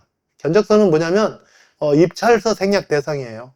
자, 수의계약은 견적서라고 하고 입찰은 입찰서라고 그러죠. 그래서 용어가 혼란스러우니까 나라장 돌릴 때 견적서라는 용어를 쓰도록 돼 있죠. 1인 견적서, 2인 견적서. 자, 보통 이 기준을 따릅니다. 추정가격 200만 원 미만, 물품 제조용 임차. 보통 우리 카드로 긁었을 때는 보통 계약을 안 해도 좋다 이렇게 보통 하는데 조금 더 확대하면 이런 것까지 넣어도 되죠. 여기서 용역은 하루 만에 끝나는 것들이에요. 뭐 기술 용역, 뭐 학술 용역 이런 건 빠지고 단순 노무에서 하루 만에 끝나는 것들, 인건비만 있는 것들, 뭐 수도꼭지를 고쳤다든가 이런 거 단순 노무 있죠? 그런 것들 이렇게 같이 싸잡아서 200만 원 미만은 일반 지출 가능하다 이렇게 처리하시면 좋겠죠. 그리고 200만 원 미만 소모품을 구매할 때는 산출기초 이런 거 생략 가능하다. 다만 내역서는 첨부해라. 이렇게 해주면 보조사업자들도 굉장히 고마워요. 보조사업자들도 요거 준용하거든요. 요게 만약에 없으면 그 사업부서마다 주무관마다 달리 적용을 해요. 어떤 주무관은 5만 원 이상, 어떤 주무관은 10만 원 이상. 이게 미쳐버리는 거지. 이게 제일 보조사업 그냥 완판으로 하는 것보다 이 산출기초 만드는 게 보조사업 전체 하는 것보다 더 힘들대. 그러니까 우리 직원들이 이런 조그만 배려심이 있으면 우리 보조사업자들 힘들지 않게 하겠죠. 만약 이런 게 없다라면 그 각 보조사업 담당자들이 보조사업마다 그 교부조건 그 특약 넣을 수 있잖아요. 거기다가 좀 명시해줘 좋겠죠. 그 다음에 이제 우리 예산 및 출납 분야 볼게요. 자, 최근에 5월 5일 날 이런 질문 어떤 주무관님이 저한테 전화가 왔어요. 죄송하다고 쉬는데 전날 어떤 일이 있었냐면 행정사무감사를 했나 봐요. 그래서 어떤 위원님이 자 부서장님 작년 10월 달에 보니까 150만 원 수입 처리했는데 왜 세입 예산 편성을 안 하셨나요? 이렇게 물어보는 거야. 그냥 벙 뜨고 있었지. 그랬더니 이제 그 의원님이 또 뭘 보여주냐면 잠깐 여기 보시라고. 여기 보시면 예산총계주연 측은 한 회계년도의 모든 수입을 세입으로 처리하고 모든 지출을 세출로 한다. 세입과 세출을 모두 예산에 편입해야 된다. 이렇게 있지 않느냐. 근데 150만 원을 왜 예산에 편성 안 했느냐. 이게 콱 맥혀버리는 거야, 이거. 아니, 금액이 너무 작아서 쓸 짝이 없으니까 그냥 놔두는 거지. 근데 그 설명을 못 하는 거야. 그래서 이제 우리가 보통 이제 뒤에 팀장님이 이렇게 없으면 적어가지고 이렇게 줘야 되는데 팀장님도 얼음이 돼 있는 거야. 같이 눈만 마주치고. 그러니까 또 팀장님은 또 해가지고 정신 차려가지고 카톡으로 야 김주임 빨리 알아봐 했는데 김주임이 모니터링을 보고 있었단 말이야. 같이 얼음되고 있지 같이. 뭐라고 얘기를 또 주변에 물어보니까 아는 사람이 없는 거야. 그러니까 그날 이제 우리 조직은 3단계잖아요. 셋 중에 하나는 알고 있어야 돼. 내가 여기는 그냥 빵 뚫려버린 거지. 그때 지방위원님은 통쾌한 거야. 짜릿한 맛. 이게 내가 왜 여기다 올렸냐면 내가 예산팀 처음 갔을 때 2004년도야. 그때 똑같은 질문을 했다니까. 근데 그게 몇 년이야? 2004년도 되고 20년이 지나서 똑같은 일을 하잖아, 지금. 신기한 거야. 왜 그때는 이제 예산팀이 있어가지고 예산팀장이 설명해줬어. 끝났어. 여기는 그거 없었죠. 그래서 내가 카페에다 올려놓을 테니까 이것 보고 답변하세요. 이렇게 했어요. 자, 뭐라고 답변했냐, 홈지기가. 150만 원의 추가 수입이 발생했을 때 즉시 추경 예산에 편성하지 않았더라도 해당 수입이 결산을 통해 다음 연도 세입 예산 순세계 잉여금으로 편성된다면 궁극적으로는 예산에 반영되는 것이므로 예산 총계제 원칙을 위반했다고 할 수 없다. 실무적으로 소액의 이자 수입이나 기타 세일 수입 등이 발생할 때마다 매번 추경을 편성한다면 행정력 낭비다. 통상적으로는 결산 후 다음 연도 예산에 반영하는 방식을 따르고 있다. 이렇게 제가 카페에다 키워드 자료에다가 이 법령 요 내용하고 다 올려놨죠. 그러니까 세출로 굳이 쓸 이유가 없다라면 추경에 편성할 필요는 없다 이거죠. 그렇게 하고 있잖아요, 우리가. 금액이 커, 막 몇십억 생겼어. 그럼 추경 때 반영을 해야 되죠. 그렇지 않고 이자라든가 짜잘한 것들은 그냥 불용시키면 우리 회계법에 의해서 결산 잉여금으로 관리하고 예산 과목이 순세계 잉여금이라는 과목이 있잖아요. 거기다 편성하도록 돼 있잖아. 그렇게. 근데 이 의원들의 머릿속에는 우리 또 우리 직원들의 머릿속에는 회계연도 독립의 원칙이라는 그런 원칙이 또 머릿속에 잡고 있는 거야. 회계연도 독립. 그 같은 해 다 처리해야 된다는 느낌?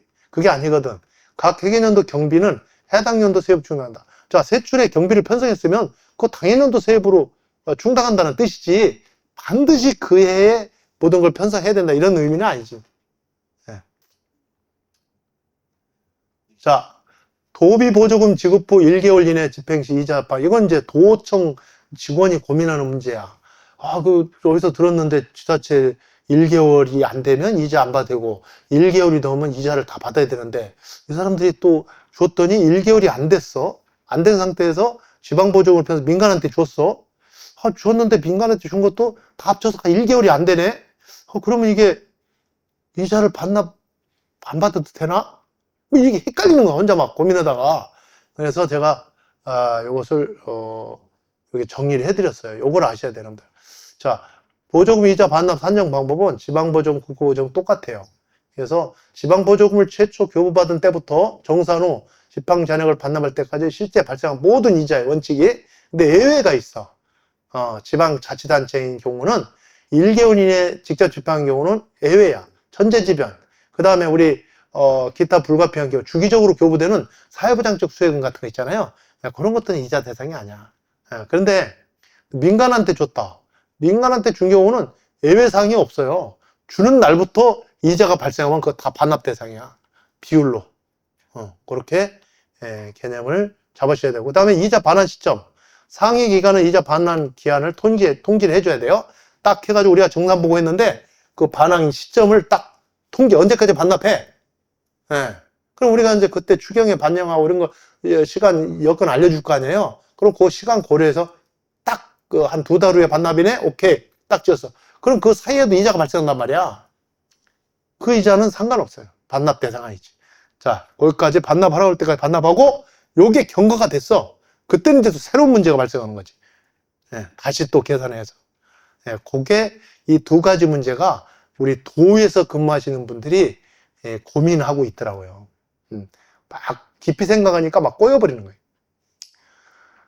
자, 보조금 관련 식비 지원 한도액이 정해진다. 보조금뿐이 아니라 우리가 어떤 행사를 할 때 식비 금액을 우리는 보통 9,000원으로 많이 알고 있어. 여러분들 9,000원은 우리 공무원들 야근할 때, 그다음에 행사 지원할 때, 그 두 개 외에는 없어요. 그리고 민간인들 4대 행사 때, 그 세 가지 외에는 9,000원이라는 존재가 없어. 나머지 우리 그 순차 산업시찰이라든가 견학이라든가 이때는 실비에 실비. 실비. 국제행사 우리 제주 시민 대표로 서울에 국제행사 참여하는데 9,000원짜리 밥 사 먹으라고 9,000원 주면 돼, 안 돼? 그 참여한 국제행사 같은 데는 막 테이블 한 사람당 20만 원 정도 가는데 그러면 거기에 맞게 줘야 되는 거지.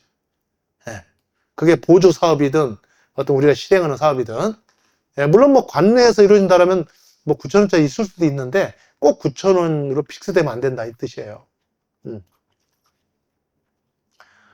자, 그 다음에 이제 그 강사료 또 여러분들 정리할 게 하나 있어요. 자, 우리 강사료, 요거는 제가 도표를 보고 말씀드릴게요. 카페 도표가 있는데,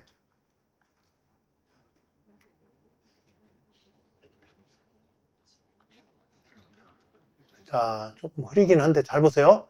자, 우리가 외부 강사한테 강사 수당은 무조건 과세예요. 그죠? 뭐 원천 징수하거나 또 사업자가 강의하면 과세 세금 계산 받거나 이렇게 하죠. 그런데 교통비 있잖아요. 보통 우리가 비행기표 이렇게 해가지고 실비를 주잖아요. 별도로. 그런데 일반인인 경우는 그것조차도 과세 대상이에요. 그리고 공직자 등, 예, 우리 공무원을 포함해서 우리 그 국민의 세금으로 봉급받는 기관도 있잖아요. 출연기관 이런데, 예, 그분들은 비과세예요. 이 근거를 알려드릴게요.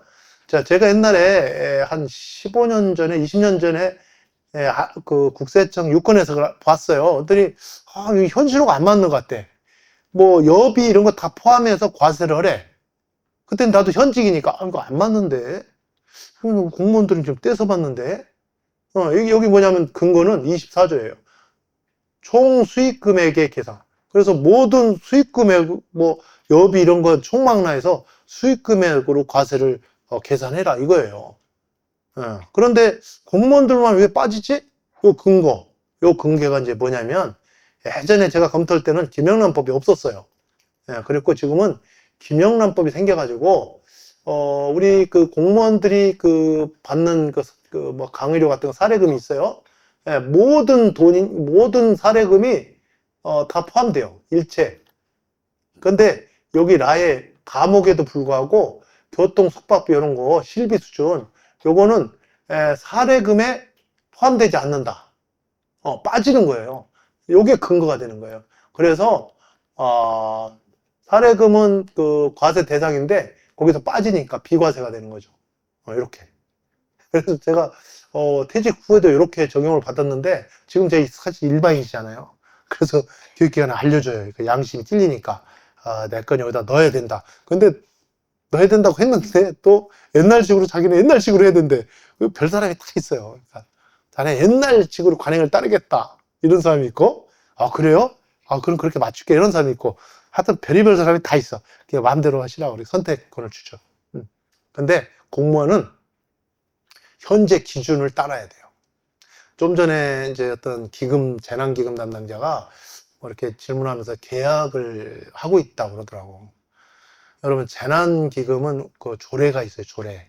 재난기금 조례. 거기에 회계관직이 딱 2개밖에 없어요. 운영관하고 출납원밖에 없어요. 거기에 재무관이 없어요. 계약관, 자무관 없어요. 그런데 기금 담당이 계약을 한다? 월권을 하고 있는 거예요. 여기에 없는 거는 회계관리 훈령으로 가야 됩니다. 회계관리 규칙으로. 회계관리 훈령 규칙은 일반에게 특별하게 기금이 없다가 포함됐잖아요. 3년 전에. 없는 거는 거기 들어가야 돼요. 그래서 어떻게 기금으로 계약을 해야 되냐면 품위할 때 협조를 기금 담당 거치고 계약팀으로 가야 됩니다. 계약대장에 하고 청구까지 받아서 돈 줄 때는 거기에 지출한 자격이 없어요. 권한이 없어요. 그때는 다시 우리 기금 그 출납원으로 와야 됩니다. 그리고 모든 서류는 기금 출납원이 관리를 해야 되고요. 그렇게 되는 거예요.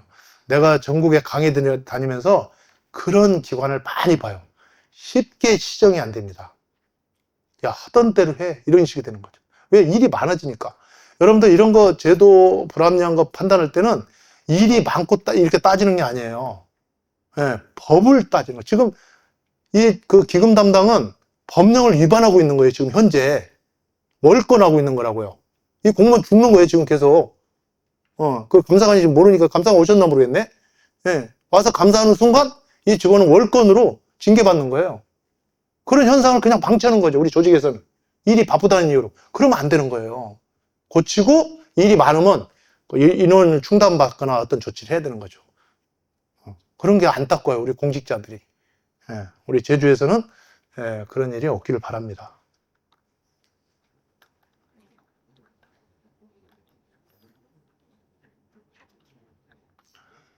자, 그리고 이제 우리 그 균뚝보조 사업 같은 거 우리 제주도 이렇게 많이 하잖아요. 그렇게 할 때, 자, 우리 균뚝보조 사업의 기간이 딱 3년이에요. 돈 받은 해, 그 다음에 명시월, 사고이월. 그러면 사고이월 3년째쯤에, 보고가 안 들어오면 기재부에서 체크합니다.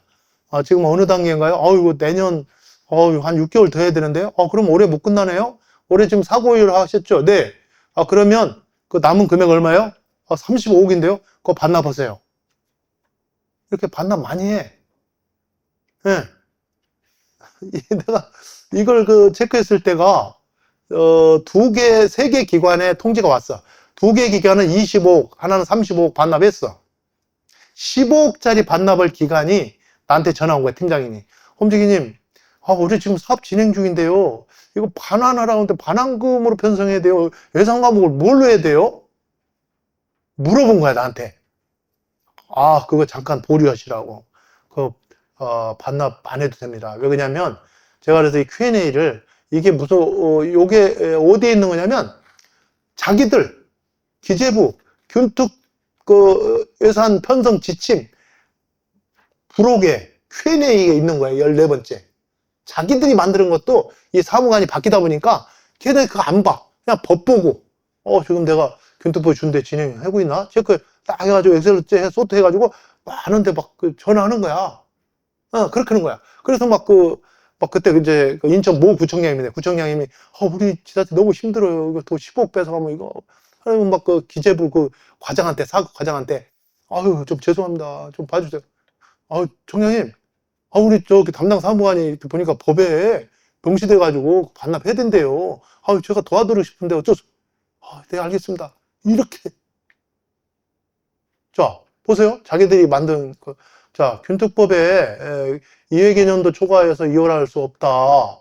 균특법 50조 제3항에 집행 잔액이 발생 시점인 사업이 끝난 후에 반납하라 이거거든. 이 끝난 후에 정확한 시기가 언제냐? 이렇게 물어봤어. 그랬더니 균특법 사업이 끝난 후의 시점은 당초 교부금, 교부 목적을 달성할 수 있을 것으로 판단되는 계약 체결 시점이다. 계약은 언제 체결했어? 작년에 했잖아, 작년에. 끝난 거 아니야. 끝났잖아. 지금 계약했기 때문에 지금 시행되는 거잖아. 이렇게.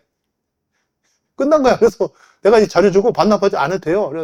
그랬더니 또 왜 반납하냐 전화 왔대. 그래, 이걸 줬다는 거야. 그러니까 아무 소리 없대. 그래서 또 그 두 개 지자체에 전화했대. 야, 돌려받아. 우리 반납 안 했어.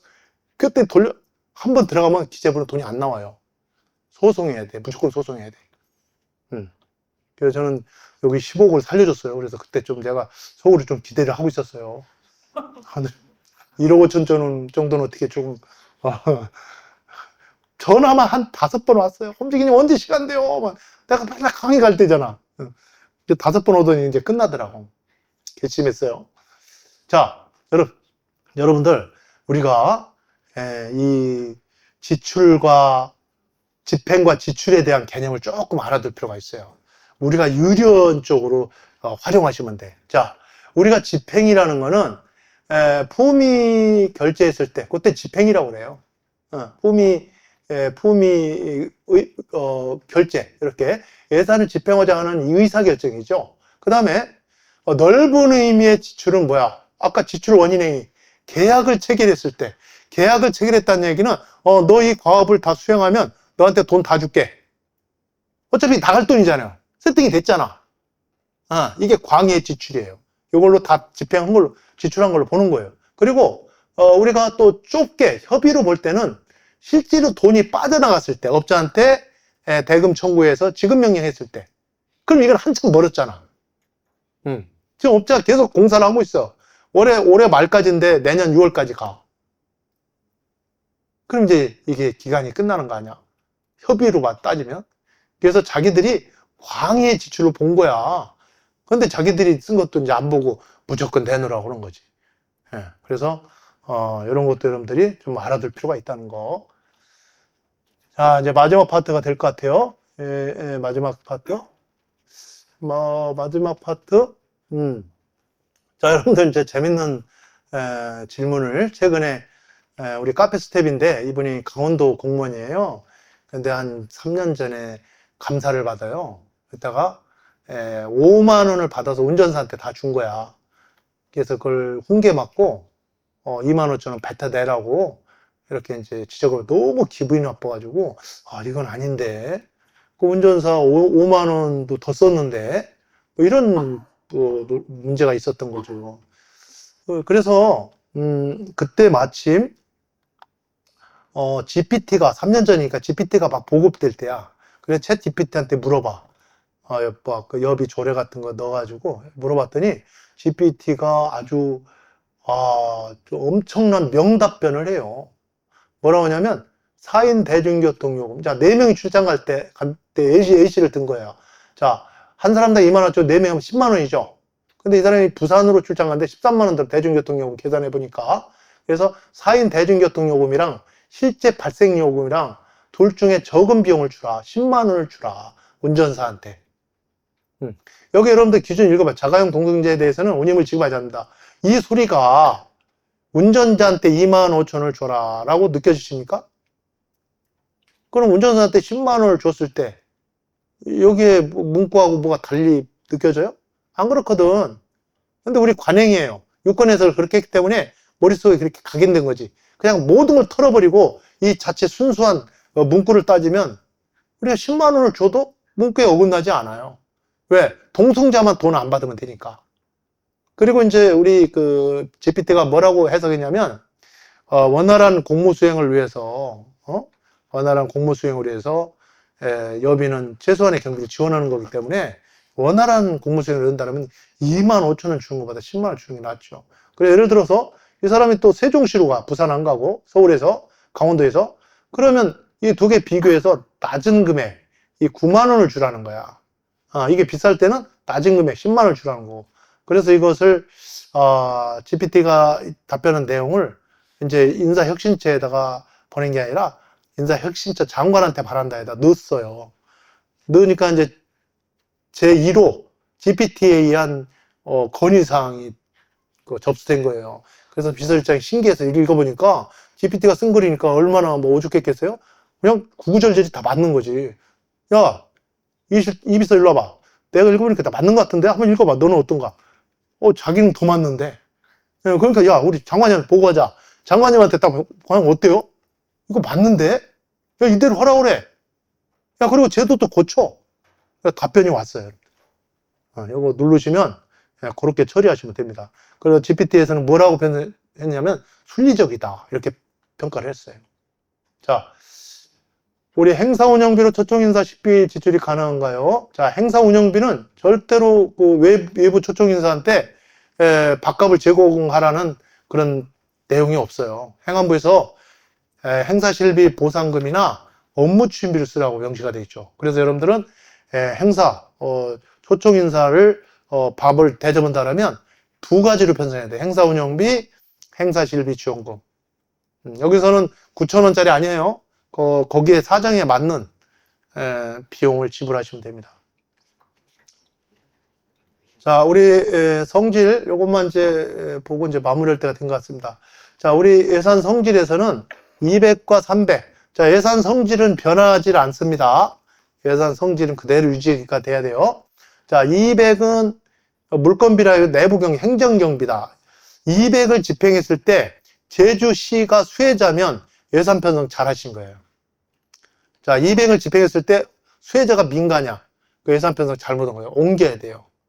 보통 300에 편성해야 될 것을 여기 행사자가 들어갔다고 해서 201에 03 행사에다 편성하는 경우가 굉장히 많아요. 사회부 장적 수혜금 같은 거. 300은 무조건 이전해야 되는 돈이에요. 요거는 지방재정법 17조하고 관계가 있어요. 기부 또는 보조의 제한.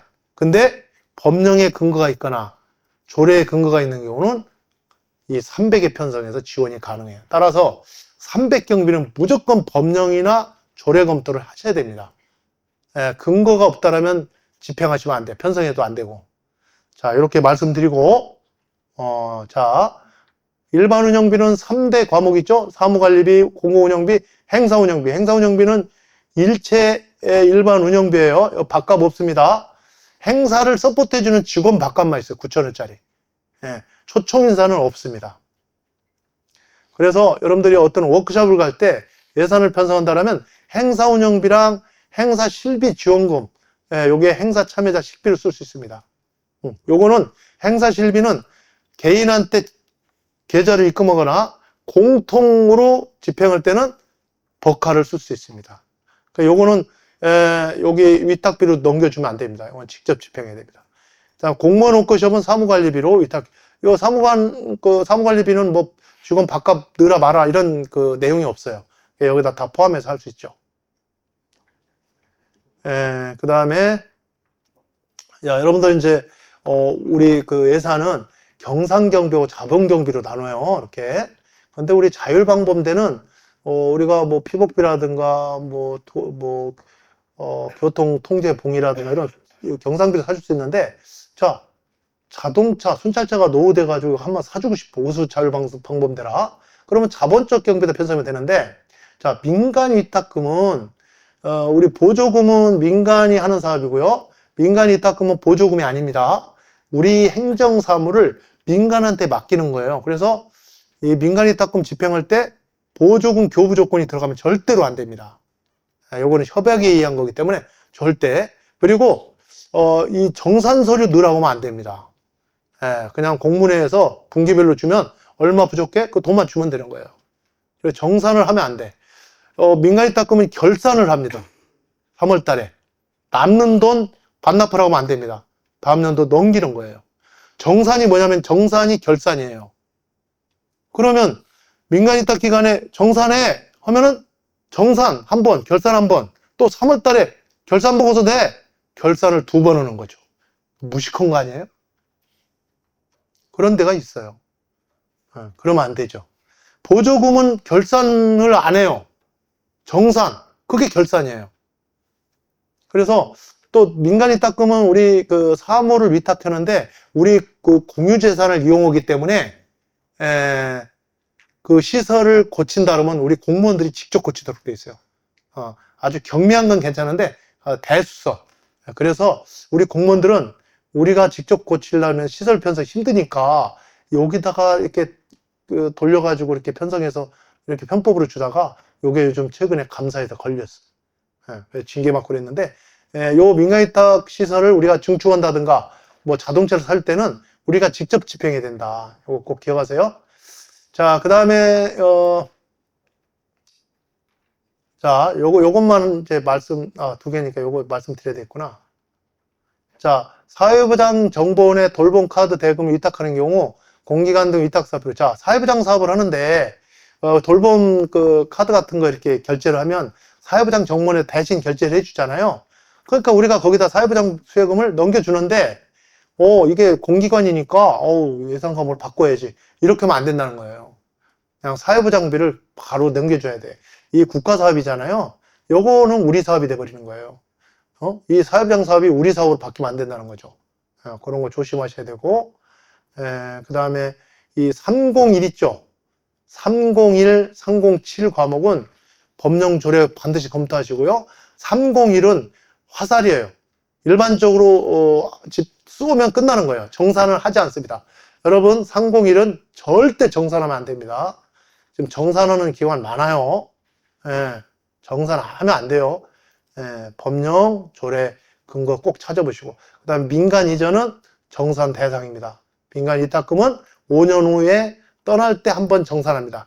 그 해에는 결산을 안 하죠. 이렇게 해서 지방보조금은 사업 종료 정산, 보상금은 정산 안 합니다. 민간 위탁금은 보통 결산합니다. 떠날 때 5년 후에 정산합니다. 이때는 결산 안 해요. 둘 중에 하나만 하면 되니까. 출연기관 정산 안 씁니다. 결산보고만 씁니다. 이 출연기관에 대해서 의회에서 자꾸 통제하려는 경향이 있어가지고 경기도는 아예 조례를 만들어가지고 정산 규정을 넣어버렸어요. 무식한 거 아닙니까? 결산을 2번이나 하는 데가 어디 있어요? 그 공무원들이 한마디도 못하는 거야. 이런 내용을 모르니까. 좀 답답하죠, 이렇게. 이런 거 사회보장적 민간 위탁금을 민간 경상보조로 편성하는 사례, 실링이 부족하니까 행사 실비를 피난 보내서 예산을 지원한 사례가 있었다. 오늘 여기까지 마쳐야 될 것 같습니다. 너무 빡빡하게 진행한 것 같아요. 자, 여러분들 고생하셨고요.